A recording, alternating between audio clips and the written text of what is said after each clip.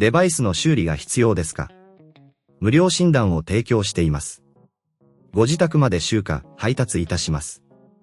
電話や移動は不要です。修理前にお見積もりをお送りし、承認いただいた場合のみ作業を進めます。簡単、透明、そしてプロフェッショナル。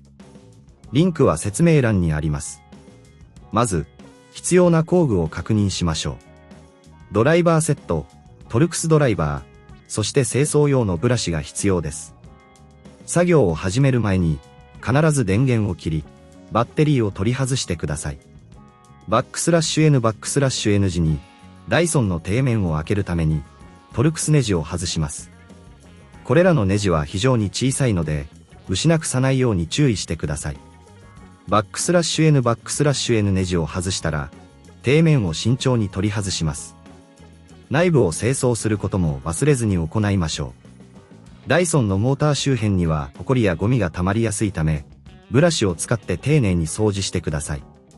バックスラッシュ N モーターを外す際には、接続されているケーブルに注意を払ってください。これが難しいと思われる場合は、ご自宅での集荷と配達サービスを提供していることを覚えておいてください。バックスラッシュ N モーターを外したら、新しいモーターを取り付けます。接続ケーブルを正しい位置に戻し、モーターをしっかりと固定します。バックスラッシュ N 最後に、底面を元に戻し、ネジをしっかりと締めます。修理前の見積もり提供も行っているので、もしこのプロセスが面倒だと感じる場合は、ぜひご利用ください。バックスラッシュ N これで、ダイソン SV17 のモーター交換は完了です。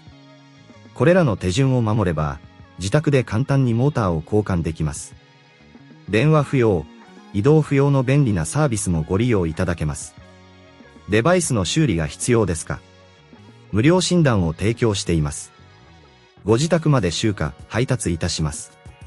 電話や移動は不要です。修理前にお見積もりをお送りし、承認いただいた場合のみ作業を進めます。簡単、透明、そしてプロフェッショナル。リンクは説明欄にあります。